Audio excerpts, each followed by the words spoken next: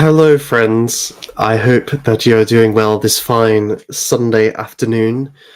It's been a little while. I have been doing bits and bobs, little projects here and there, such as the Pendragon Roundtables, which I hope that you will be able to check out. It's a different channel. Check it out. We've got another stream coming up this Thursday. I've been writing away on my Tolkien book, making a little bit of progress here or there. And I started a new job, which has been going really, really well. So I have been a little while away from YouTube, but I felt an impulse to stream today about this topic, and I think it's very apt that I acted upon it because today we're talking about the arts, something that we've covered a lot on this channel in various different ways, and especially music. We've done paintings and sculptures in conversation with Pharaoh, for example. But of course, with Wagner Day, we celebrated opera, and at the heart of Wagner's operas was the music. Although there's all these other aspects like the drama on stage, the libretto, the costumes, and so on. Really, what they're known for is the music. And this can be seen by the very fact that you will find recordings, albums just of the music, even without the vocal with it, that can stand alone on its own 2 feet, but you would never see somebody performing the libretto by itself without the music. You would never see somebody, um, doing a dramatic theatrical rendition of the Ring Cycle without it being set in its musical operatic form. And so what seems to be the case there is, at least in the case of Wagner's operas, that the music is the heart of it. And so I wanted to touch a little bit on the theory of music, or of music's importance as it developed for Wagner, influenced by Schopenhauer, and maybe touch on a few of the issues that raises. And before that, maybe giving a little bit of a precursor in a very cursory way. This isn't going to be a super in-depth stream. It's not going to be a 2-hour, 3-hour mammoth stream, but rather touching on a few things that we've looked at before. Maybe the kind of ancient and medieval broad understandings of music and the passions and so on, and how that then we can kind of use that as a foundation for looking at Schopenhauer, who's very much engaging with that, and then for our own kind of thoughts about music. But before we do that, I want to answer a question from good friend Vingle. Hello, Vingle. Good to see you. I mentioned Tolkien book at the start of this, that I've been working a little bit on a Tolkien book. And yes, for the last kind of year or so, I've been putting together a series of essays. Some have already been published elsewhere, but that website is now down, so they're nowhere else on the internet. Others have been videos at some points, and I'm reworking them into an essay. And others are totally new and original essays, based maybe on themes I've discussed online. And really, it's going to be a collection of essays about the Lord of the Rings and the Hobbit, informed by an analysis of the older material, that the Silmarillion and so on. But really trying to identify some key themes within there that is accessible enough for somebody who's never read beyond Lord of the Rings, but will give a lot of illumination to those key ideas within the work, and draw out a lot, even for experienced readers or people who know a lot about the Legendarium. So let's have a look. If I go into my folder where it is, I'd say I have written possibly got about 4 essays done, or with needing a little bit of minor editing. I still have 2 or 3 that I want to do. One of those is well on its way. So it's in a good place. And we'll see. Maybe it'll be next year that I publish it online. I'm not looking to have a publisher. I want to self-publish this, in part because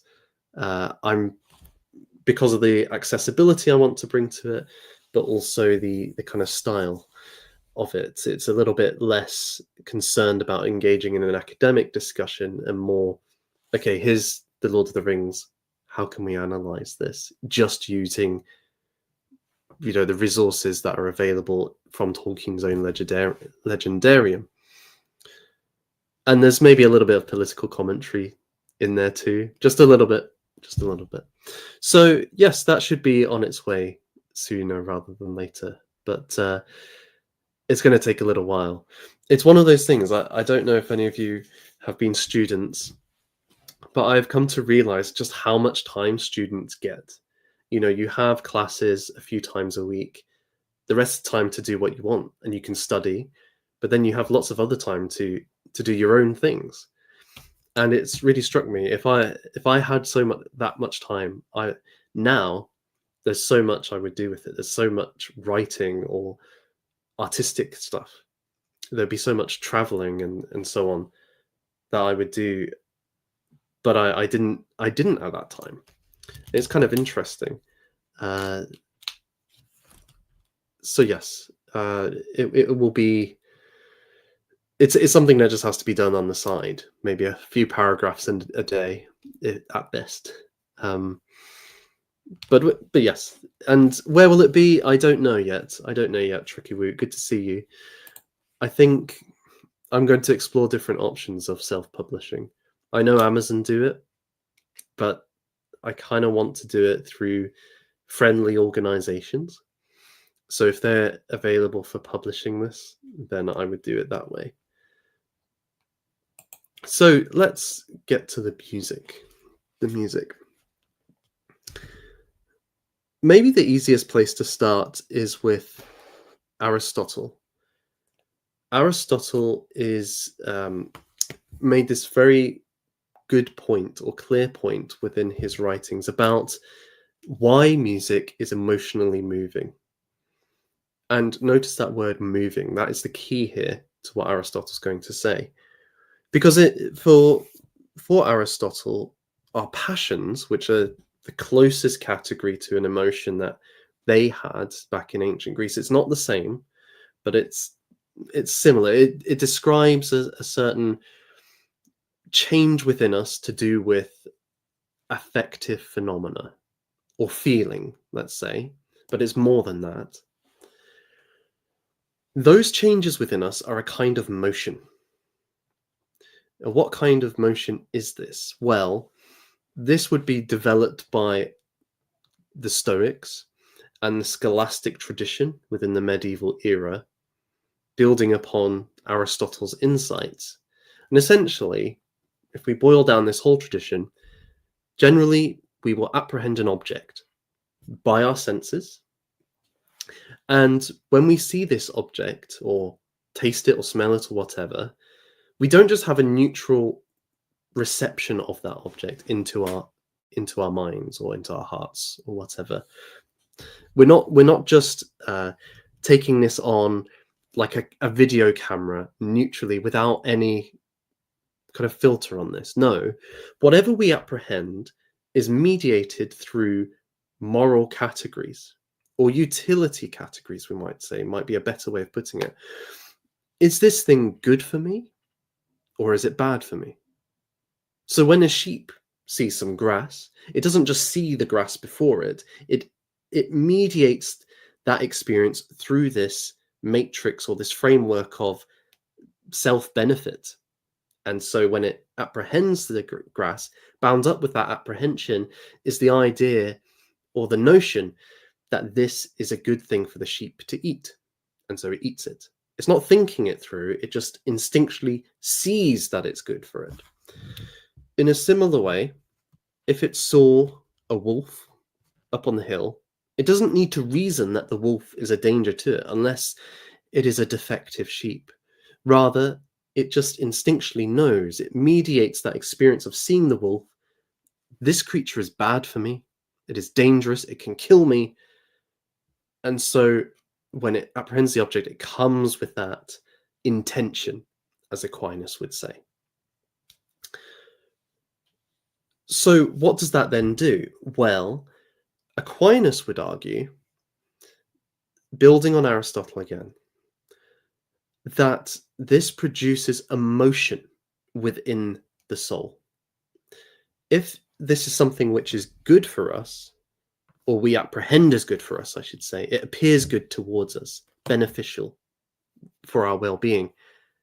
We are then moved towards it. It's as if our soul is directed, it wants to embrace and have union with this thing. However, if it is bad for us, then instinctually our souls move away from this object. It reclines, it regresses, it draws into itself away. And this then motivates our behavior, which reflects that motion. So if we desire something, we are that very desire is a kind of grasping out towards the thing, a leaning out, a yearning out for it. If we are in fear of it, we shrink away. And so that is reflected in our behavior too. We go towards, we seek to acquire that which we desire. We run away from, or we fight that which we detest. And when we have union with this thing, if we want it, we are happy. If it's a threat to us, then it brings about sadness. This is the kind of basic framework of the passions in Stoic and medieval thought. And so Aristotle, he may not have all of that worked out, but he has that basic notion that passions are a kind of motion. Well, he would argue that melodies are also a form of motion. If you think about a piece of music, for example, a tune that you have heard recently, on a very kind of material level, it's just a sequence of sounds that you have heard. There is no logical connection between these things. And if an animal or a robot hears it, let's say, it wouldn't perceive anything particularly distinct about these sounds in terms of their character. It might say, okay, that's produced by a violin, that's produced by a set of drums. But what really is different about that than a monkey hooting or the sea lapping backwards and forth? But for Aristotle and others, actually, no. What separates music is that there's a certain movement, a sonic movement from A to B to C back to A. And we feel this when we listen to music. There's a home, there's a starting point, then it rises in tension and then resolves back to the starting point. And that's both in phrases and in the piece as a whole. Think of your verse-chorus structure, for example. Think of how uncomfortable you feel when a piece of music is not resolved, when it doesn't return home, when it remains in the tense place and never finds that satisfaction of release. There is a technical way to describe this, but I don't think it's worth going into here because it doesn't help to explain it. It's more that because those technical things fundamentally still relate to the subjective feeling of music. So, for example, let me sing just a very brief tune. I vow to thee, my country, all earthly things above. Do do do do do do do do do do do. So you can hear just in that melody alone, we had a starting point. It went on a little journey, and then it returned to a very satisfying ending. So that's a very clear example of this dynamic. Now, for Aristotle, he will say, well, okay, we have a movement in music then, in terms of pitch and in terms of rhythm. It moves up and down in pitch, and in terms of rhythm, that's how fast or slowly it's moving along horizontally, we might say. And this is a kind of imagined movement within our minds, within our feelings. And just as music moves, and so our souls move as we have a passion, therefore, certain forms of music imitate the motions of the soul that are passions. I'll kind of say that again. Music, as a form of motion in sound, imitates in a sonic form the passions or certain kinds of passion. And the ancient Greeks really believed in this. They had, in their kind of musical theory, different modes of music, different kind of keys and sounds, which belong to each of these modes. And the different modes were associated with different passions. They were thought to imitate those passions in particular. And what is more, if somebody heard those pieces of music, that would, just by hearing it, arouse the same passions within the listener. So if you play a certain mode, say a mode which conjures up or imitates the feeling of lamentation or mourning or despair, then as a listener, this would arouse the same motion within your soul, and thus you would start to feel lamentation, sorrow, and despair. And this was the cornerstone of ancient Greek forms of music, and was the primary theory for hundreds, if not thousands of years, underpinning most of the theoretical treatises, the philosophical accounts of music during the ancient and medieval eras, by and large. And then this then relates to the Pythagorean notion of celestial music. For Pythagoras understood that the planets, the spheres, are in motion. And at the same time, this then means that the planets or the spheres are creating a sort of celestial music in accord to their motions in relation to each other. Because of course, a harmony can be rendered mathematically as a set of proportions between different notes. Certainly, this is very clearly shown on a piece of string. If you have it at a certain length, it's going to make certain notes, and that's why when you press on a string, you're shortening it or lengthening it in relation to the previous note. So what does that mean then? Well, at the one sense, the whole cosmos is one great harmony with certain proportions to each other, that these change as the spheres are in motion. And so we get different musical situations that we can't hear. That it's beyond human hearing. But these different harmonies is taking place. And this is where the astrological kind of connects in, at least on this sort of musical analysis, because as the planets move, so new music is being produced, new harmonies are produced, and we live in that reality, and so our souls are going to be impacted by those new harmonic relations caused by the motions of the spheres. And so where Venus is and where this star is on this night is going to have an impact on your heart, on your soul, and so on. That at least is how if you wanted to kind of tie all of these things together, one could, and certainly certain ancient and medieval thinkers did that. And that then has a knock-on effect too to other proportional relationships. You could talk about architecture, ancient architecture having, with its Vitruvian emphasis on proportionality, which is related to harmony and order, so symmetry. Everything has to be symmetrical. But the certain proportions that you assign to a building could be related to certain harmonic or musical proportions, thus to certain modes, and thus conjuring certain feelings which are associated with those modes. This is certainly the argument of some Egyptologists when looking at the Temple of Luxor and arguing that, okay, this building here has this set of architectural proportions, this then maps onto this harmonic set of proportions or relationships, which then intersect with a certain subjective feeling. So that feeling, that mode, might be associated with a certain god, for example. But we need not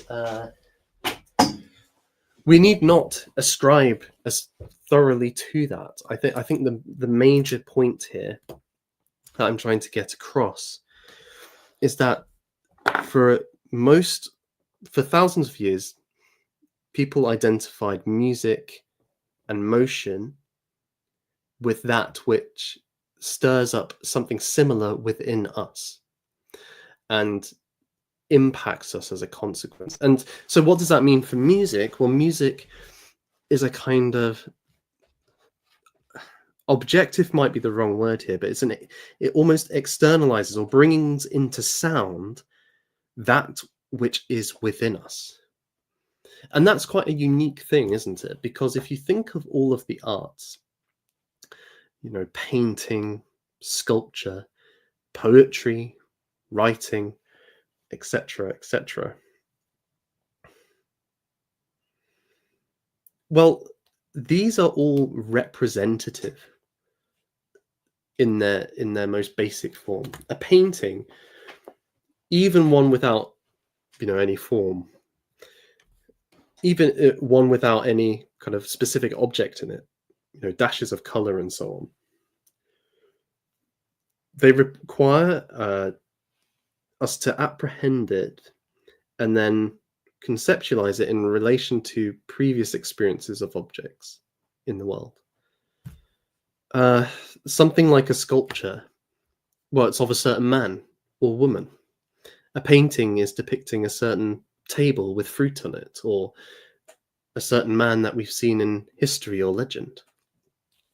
It's a representative thing. It's not actually the object itself. It's pointing to something beyond itself.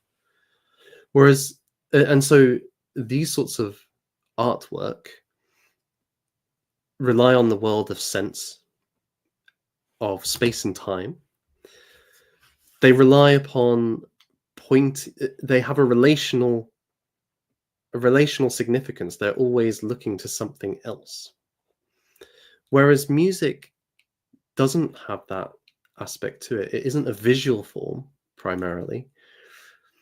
And so it doesn't belong in the world of space. It does have a time dimension to it, but it doesn't belong to the world of space. And as we'll see, Schopenhauer makes a lot of this. But what that means then is that in one sense, it can stand on its own 2 feet. You don't need to know anything about the composer, anything about maybe the context of why they're composing, if they're composing about anything in particular. You can actually just listen to a piece of music and its meaning is internal, or its value is internal, I should say. And at the same time, it allows it to express things or to present things about us internally, which even the best painting may struggle to do so. It must do so still through the human face, whereas in a way music can maybe go beyond or behind or into the human subjective perspective. That could be one argument here. So let's get to Schopenhauer, because I think this is a kind of natural point to move into that. For Schopenhauer, well, maybe we need to say a little bit about his epistemology and metaphysics. Schopenhauer follows Immanuel Kant's understanding of epistemology. The essential idea being that all of our experiences are mediated through certain categories of thought or experience that are just built into our experiences, into our psychological faculties. We cannot experience the world without these categories mediating our experience or making sense of our experiences. And these would be things like space, time, and causation. It's just impossible for us to experience the world any other way. But crucially for Kant, these are not necessarily categories bound up in reality itself. How could we know that? Rather, they are just part of what we bring as the subjective perceiver to our experiences. It's almost like the software by which we're operating here. But what that means is that all that we experience is primarily an appearance or a representation mediated through these categories of apperception, the transcendental unity of apperception. And at the same time, as only an appearance, it cannot indicate to us the nature of the noumenal, that which cannot be experienced by us. Now, that might be a slightly bad way to put it. So let me try again. It's more the world of appearance, the phenomenal world, and the noumenal world. Well, we could never get beyond the phenomenal world because that is the world we experience. That's the world as it appears through these categories. And so when it comes to the noumenal world, we can say very little because we cannot get beyond our own experience, our own perspective. We cannot know things in themselves. We can only know them as they appear to us, as mediated by our epistemological faculties. Now, Schopenhauer wants to go a little bit further, and I think he makes a contentious step here. He will say, not only must we be, there's a certain agnosticism which comes from this sort of philosophy, but actually our experience of the world is illusory, that these categories we bring to it produce a set of illusory experiences which do not reflect the noumenal. For example, when we experience reality, we individuate, we differentiate objects. So, for example, let's take this statue here of the thinker, Rodin's thinker. Now, when you're watching this stream, you are seeing this and you are seeing me and you are differentiating. You're saying that these two things are different from one another. They are not the same. But how do you do that? Well, you differentiate in terms of space. So this object is taking up this space, this object's taking up this space, therefore they are not the same. We might also look at time as being an example. So when one object was in such a state and another object was in another such a state, we might see the change to one object not affecting another, and so on. And then in causation as well. So you could say, well, this object is being lifted by the other object, so they must be different. This is following an Aristotelian argument that there must be an agent of change and a subject of change, and they cannot be the same. Something must be changing another thing. For if it was changing itself, there's no reason why it shouldn't have changed itself before. So arguments from causality.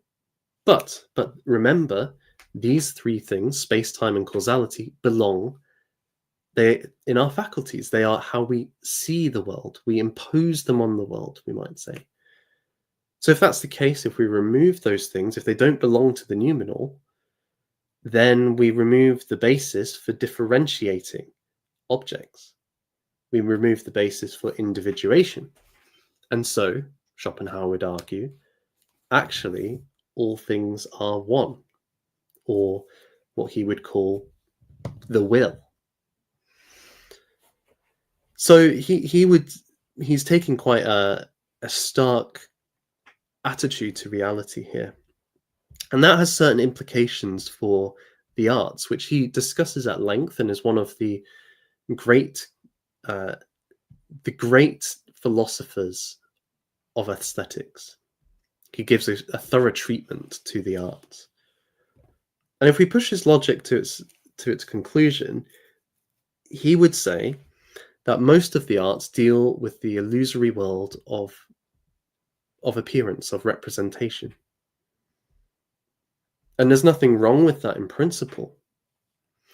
But fundamentally, something like painting cannot get to the real nature of things because it's dealing with that which is space-time and space-time bound, which, as we've just said in his view, is an illusion. By contrast, music, not being in the world of space, is a representation of something inward, of desires, of longings, of yearnings, of what he calls the will. that thing which we are all. We are all the will. We are all manifestations, might be the wrong word, but let's go with it. Manifestations of the will, and we experience it within ourselves.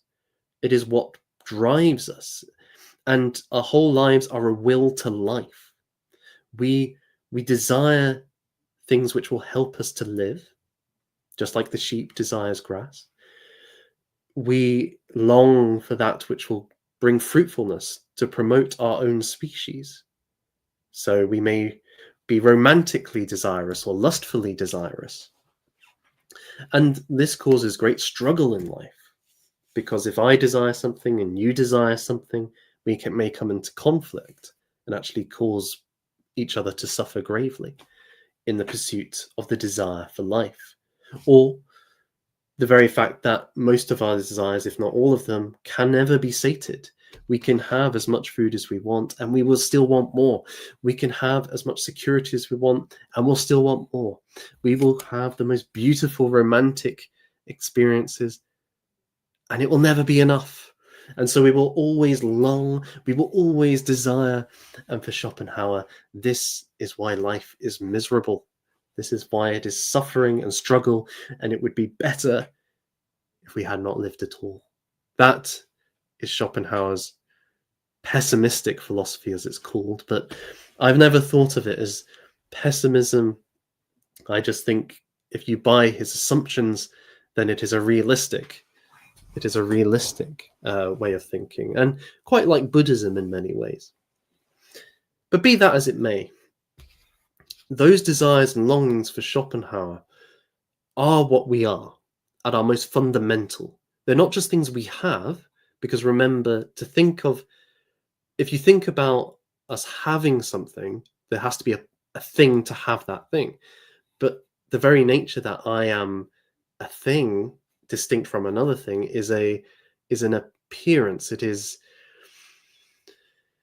something which is an illusion, right? We have to move beyond that. So actually, those wills, those urges, those inclinations are actually what make me. And music is the same as those things, or it represents those things in a sonic form. And Schopenhauer makes this case in a similar way to what we've already been discussing. For him, if you listen to a piece of music, there is a dialectic between a rise in tension and then release, a rise in tension and then release. And this is through the power of discord. And I mean that in its technical sense, that which is not being resolved in the home or tonic. This then and is exacerbated by something called suspension. So often when you hear a piece of music, it's going along, and there's a certain journey, and you have a sense that it's coming back to its home point. And there'll be a penultimate chord, which kind of sets this up. It's almost like laying it up, ready to be smashed out the park and feel satisfaction. But some composers then delay it. They put in another discord, suspending the resolution, which can create quite a tense, discomforting experience, but then enhances the satisfaction that you will have in the eventual resolution. And so Schopenhauer would say, actually, you can represent all the modulations of desire through the modulations of music. It is able to represent the inner life and thus the will in a way that the other arts cannot. I have been wondering about this. I think there's maybe two aspects to this. First is I think he's right for two reasons at least. One, how to put it? I think that music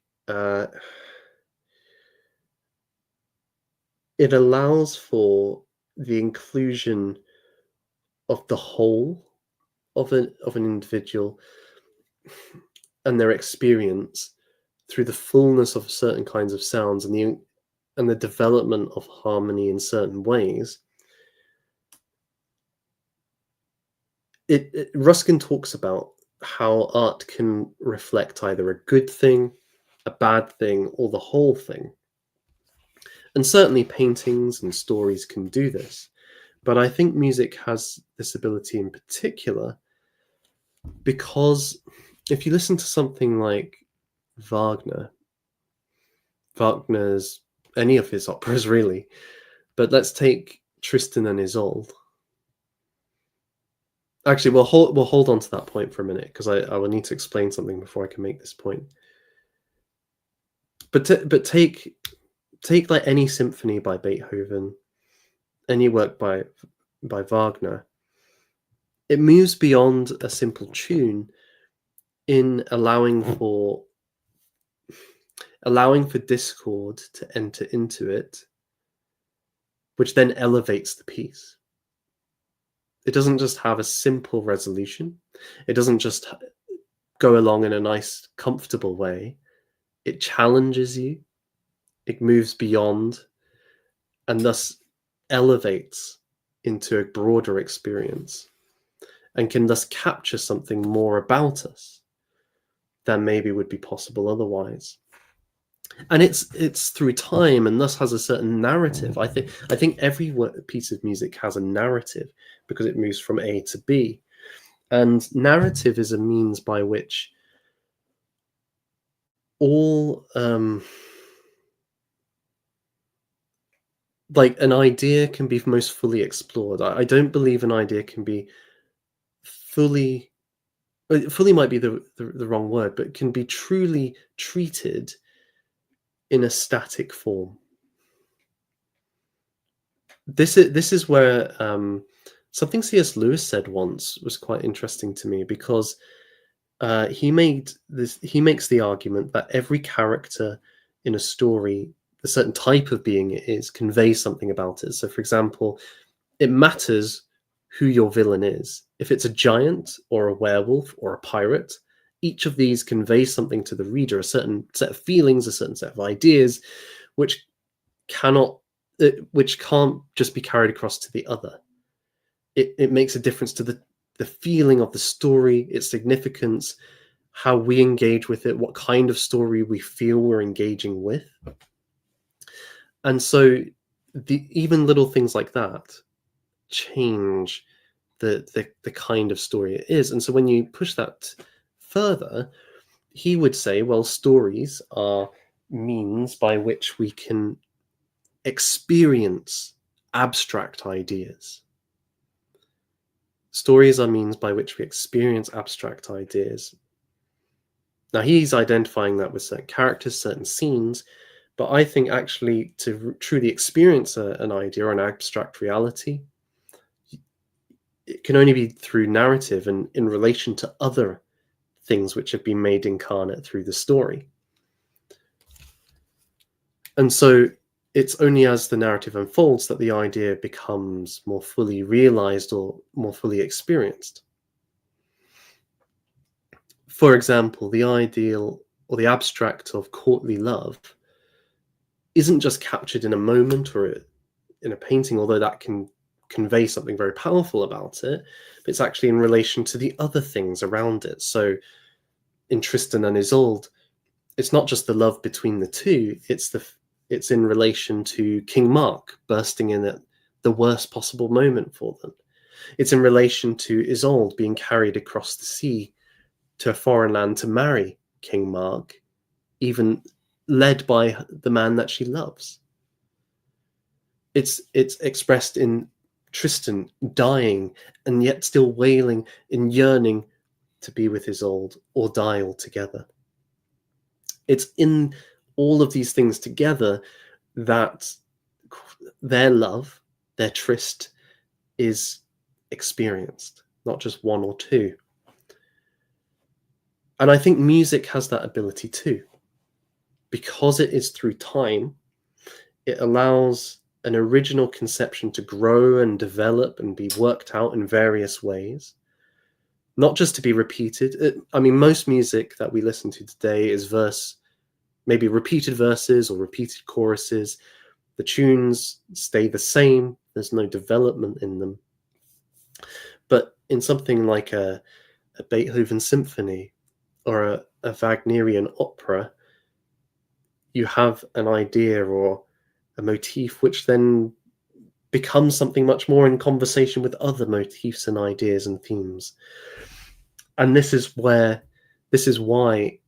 it can be so true to our inward worlds and take our inward worlds with it, because that's what life is like.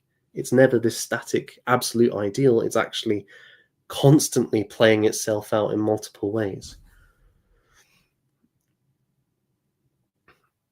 And Wagner, to his great credit, achieved something like this with Tristan and Isolde.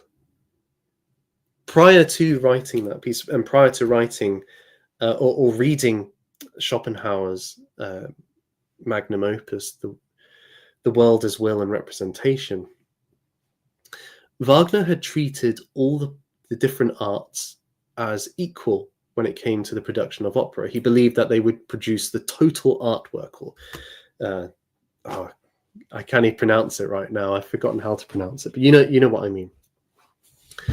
It is, for him, it was the blending of all of the aspects, the music, the drama, the libretto, etc., in service of the story or of the plot, which made opera the highest, or the total artwork, or as Wingel has thankfully put in the chat, the Gesamtkunstwerk. Thank you, Wingel, always on hand to help me out. But with this new understanding, or this insight that music represents the will, whereas the other arts are dealing with the representation, he came to the view that the musical side is primary. It's actually dealing with that which is most fundamental, and which all of the other arts or the appearances are an outworking of. And that's what happened when he began to write Tristan and Isolde. He had this bubbling up within him, this kind of force of nature in his mind that he had to get onto the page. And it was shaped by his engagement with Schopenhauer, because he took this idea of music reflecting desire, and desire being a constant state of man in this world, and portrayed it in music. And he did it in the most brilliant way, in perhaps the most famous chord in all of Western music, the Tristan chord. It's right at the beginning of the opera. There's a little lead in. Actually, let me play it to you. Maybe this will be the best way to hear it. Can I get it up quickly?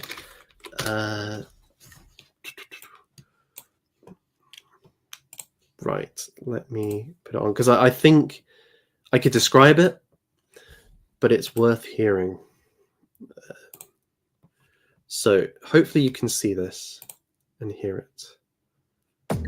Oh, sorry about this. I should get ad blocker at some point. Nope, still waiting. Still waiting. See, it's just like desire, always yearning.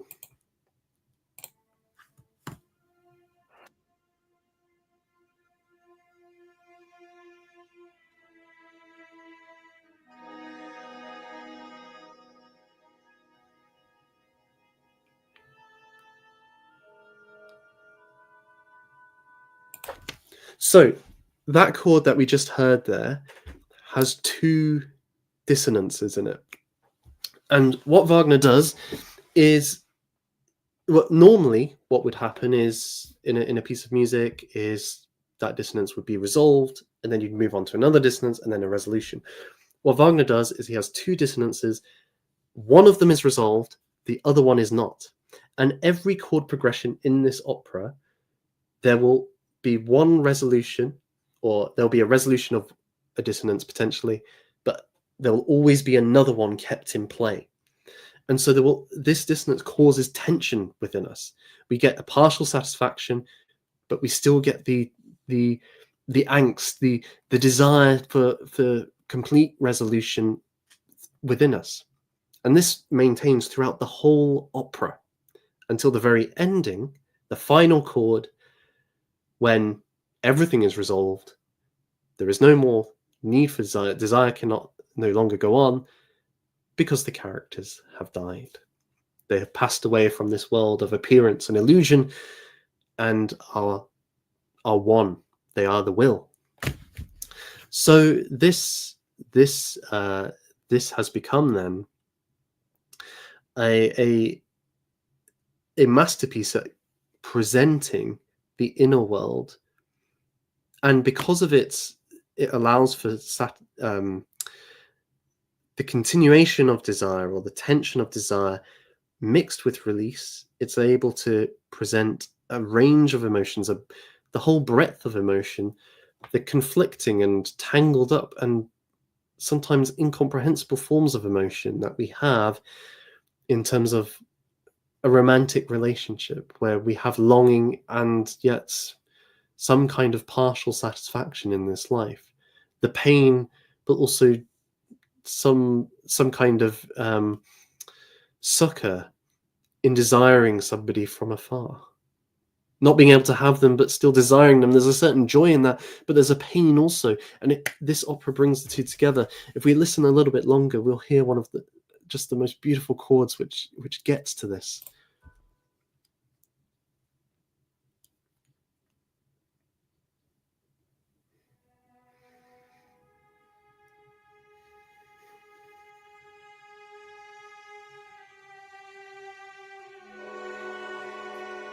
So we've got that double dissonance again.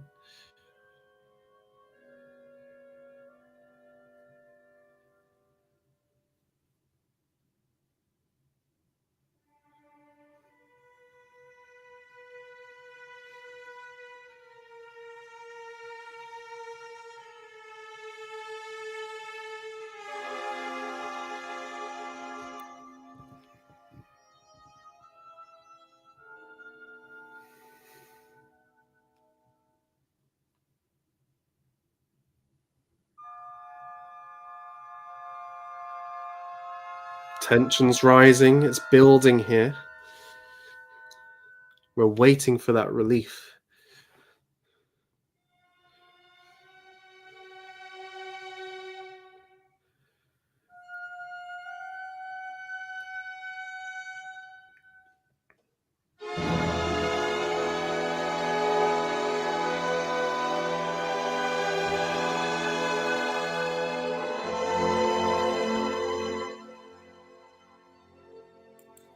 That chord gets me every time. I mean, what was brilliant there as well, you could feel it. It was almost like a great sigh it was building up, it was charging up, and then but the sigh, it's not complete satisfaction. It's still going on. There's a pain. There's a longing in there. It's difficult to say more than that. I think Karl Karsnach, great name, sir. You have been saying it throughout this. Tension and release is the foundation of this, and Schopenhauer, Wagner, they got to that. And Wagner, probably unique amongst artists, really imbibed this philosopher's point of view and made several genius works as a consequence. Yes, a yearning, Oswald, a yearning. So with that said, what Wagner came to conclude, in totally abandoning his Gesamtkunstwerk, a notion, the total artwork, he came to believe that the musical part of the opera was the primary, and everything else was an outworking. It kind of flowed forth from what was in the music.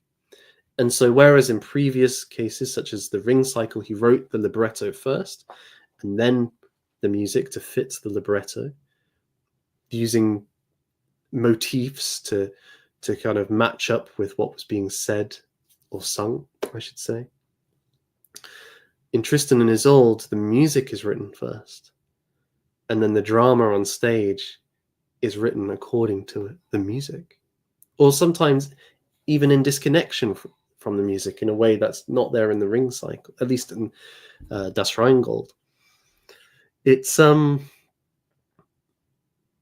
And so the implication of this for Wagner, and I think he says this in certain essays, is that actually music stands on its own 2 feet, that a work of music doesn't need any words or dramatization for it to have value, to represent the will. And thus, in a sense, by the end of his life, I think if he hadn't died, he would have gone on to write symphonies without a dramatic aspect. That was where he was tending towards. He had certainly expressed that desire to do such a thing. And so the music by itself is complete. It doesn't need anything more. He argues we often remember tunes even if we do not remember words.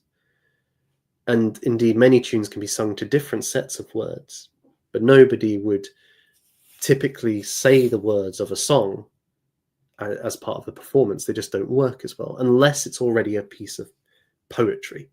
If it's created for the melody, it tends not to work by itself.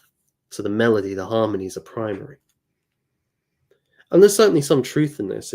If you've listened to some of these great works, they are a work of art that doesn't require relation to anything else. However, I do think that in terms of emotion, music and lyrics or dramatization can elevate the melodic and the harmonic to a new level. And why do I say this? Well, it actually relates to some of my PhD research. As part of that, I was looking at something called emotional reflexivity, which is really how people think about, or a kind of second order assessment of their emotional experiences, what they're feeling. And one of the things that we all do with our emotions is we seek to categorize them. This is important because our experiences, if we didn't have any conceptual framework or way of kind of mediating and interpreting them, well, we wouldn't be able to understand them. And certainly when you listen to some of these pieces, if you're not kind of thinking about it, you can have an experience which kind of goes beyond your understanding and is deeper than that, deeper than your rational mind, and kind of blows you open in a way. And I've certainly felt very disoriented in a good way when listening to some music. I would also add G.K. Chesterton's The Man Called Thursday has also had that effect on me, but that's a different story. This kind of so what we do is we name our emotions, or we conceptualize them. We give them we identify what kind they are, and this can work in a number of ways. We maybe identify a type of thing that we are feeling. So, this belongs to the type of sadness. It might be a kind of object that it's in response to as well. So I'm not just feeling sad in general, it's in response to being hit in the face, let's say. So when you set music to words, in a way, the words fix the meaning of the music, or they give us a way of understanding it, which shapes our experience of it too. Take, for example, Gustav Holst's Jupiter. Well, many people sing that as part of I Vow to Thee My Country. Now, the lyrics of that fix its meaning. Now the emotions I feel, I'm being told by the song, or the song's kind of relaying them to my country. And so those experience of majesty and glory of Jupiter is now attenuated and shifted towards a devotion and love, and perhaps seeing a greatness within one's own people and nation. The same could be true of images. And I want to do a little experiment here. Let me see if I can find this one. Okay. This has been mentioned already by Karl Karsnark. That film is resplendent with music, and actually, it it's a huge integral part of music, of filmmaking, and so much so that sometimes silence is appropriate in a scene. I think of those great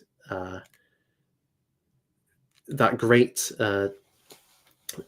Tarantino films where, like Inglorious Bastards, where you have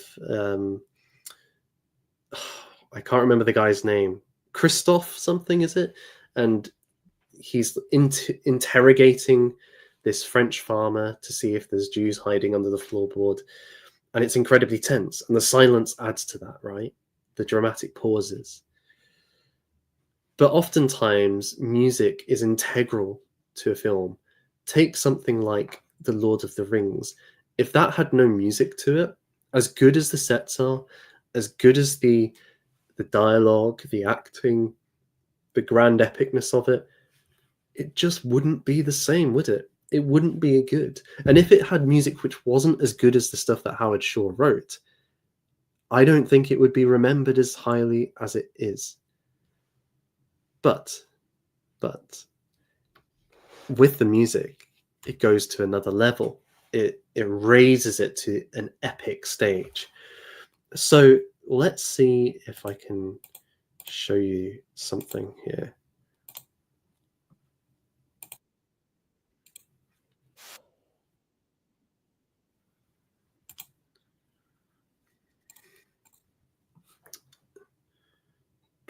Let's see. Can I do this? Can I do this? So this is my favorite example of this. I'm going to play this first without the music. Let's get it full screen. It's pretty cool. These guys are up a mountain. It's a pretty epic shot. Let's not pretend otherwise. I mean, look at the fog there. It's just amazing. But do you feel emotionally moved by this? Maybe it's unfair. I'm talking over it. Okay, again, pretty cool.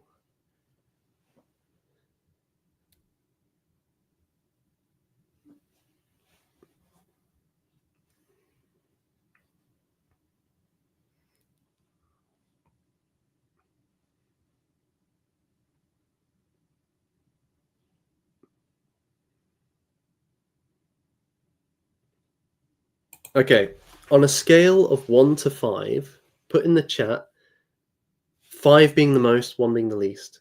How much were you emotionally moved by seeing those images? No, Shaitori, I've not got the sound on yet. This is an experiment. Without the sound, how emotionally moving is it?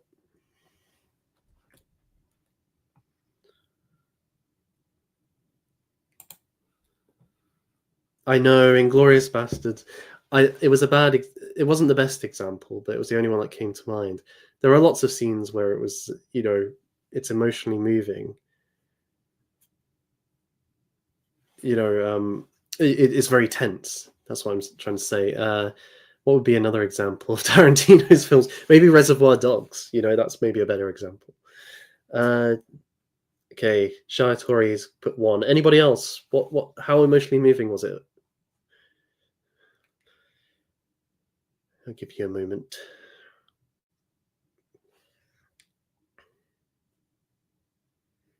I mean, okay, Vingal, if we had some Wagner to put on top, that would be pretty epic. I don't think I have the ability to do that, but yeah, maybe if we had like the Siegfried's Funeral March, that would be pretty cool. That was the genius of Excalibur, I think. They knew that they couldn't come up with any music which would match the Arthurian epicness, so they just picked like epic tracks from the past by Wagner and Carmina Burana. Okay, we've got another one there. Let's go for it with the music this time.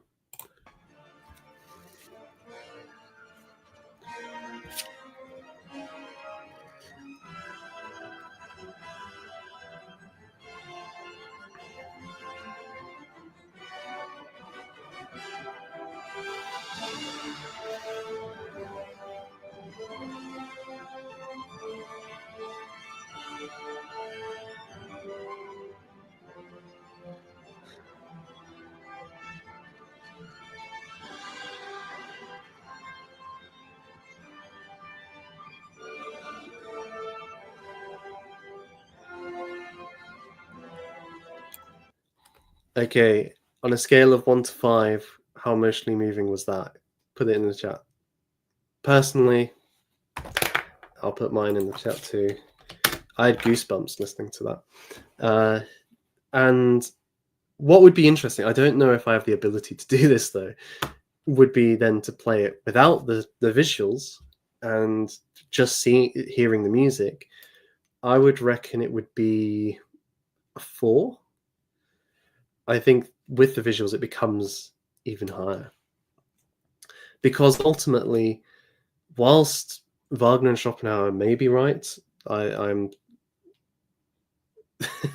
oh, Vingle, 2 or 3. Oh well, that's fair enough. Fair enough. But I I think with the whether or not music is the most powerful, because we are creatures of space and time and causation, the combination with the world of appearance, with things that we can concretely hold on to, it supercharges it, so that it's almost like these mountains are the kind of physical embodiment of the music we're hearing, with the beacons being the whole action, music and action together, drama and music together. It elevates both to almost a transcendent and material experience together. So I think, yes, I think the two together are what is really primary. So perhaps the Gesamtkunstwerk is closer to the truth than Wagner came to think.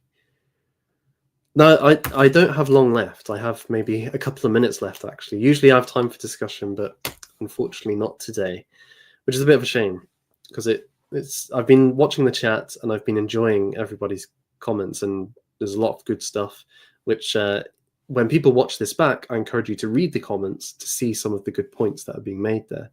But I want to make a final point here. In terms of, okay, what do we do? There's a lot of emphasis upon cultural renewal within our sphere at the moment, and that is a great thing. And we've got people who are writing stories, people who are painting, and certainly in those two areas, in terms of visual arts and in storytelling, there is definitely a bit of a renaissance going on. Small steps, but there is a lot of good things that are happening. A lot of creativity, drawing on the tradition in conversation with it, but not bound by it, moving in interesting and creative ways, in new ways. Look at something like the Corncrake magazine, for example, which has many fantastic authors, small-scale authors, producing new and original stories. Or in terms of visual art, we've actually had in-person exhibitions in London from artists in our sphere, and the quality is really good, and it's interesting, and it's stimulating, both on an intellectual and affective level. But music is probably one of the areas where there doesn't seem to be much going on in this sphere. There doesn't seem to be much of a conversation going on.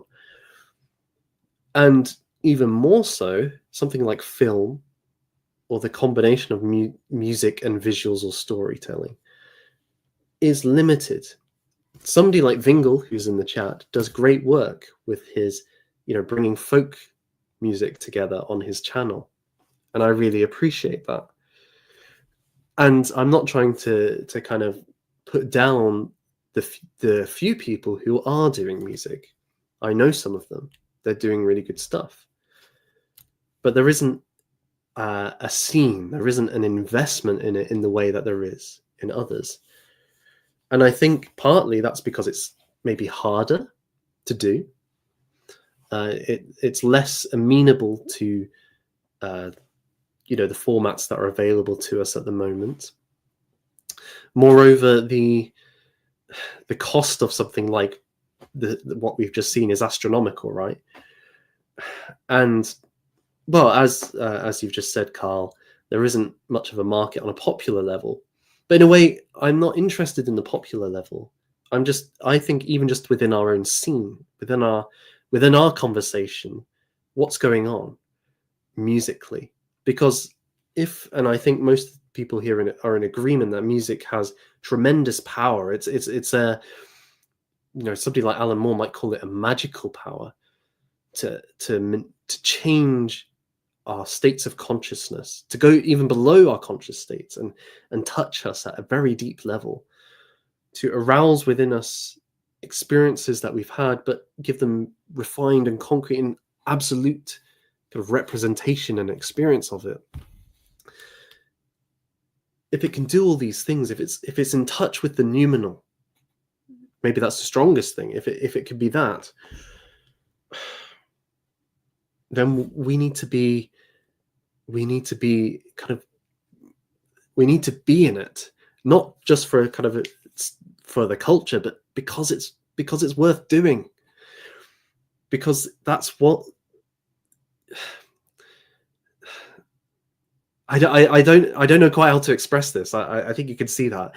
I just think it's so valuable and so worthwhile because of how powerful and how deeply rooted music is within us, that we're neglecting something by focusing on visual art and the words. That is all I have to say. I have 1 minute, and then I really must go. So thank you guys for your time. I appreciate it. I appreciate your contributions. I'm going to look through them again. If you have comments, please put them in the comments section. I'll have a look. I'll respond. It'd be great to have more conversation about this and thinking about how can we move forward in terms of the musical in our own time. I'm not saying we're going to produce the next Wagner, although that would be amazing. But how can we move forward and embrace the power of music? Thanks very much, everybody. And I will play us out with my new title slide, which is set to Morten Lauridsen's Ave Maria. Goodbye for now, friends, and God bless you this evening.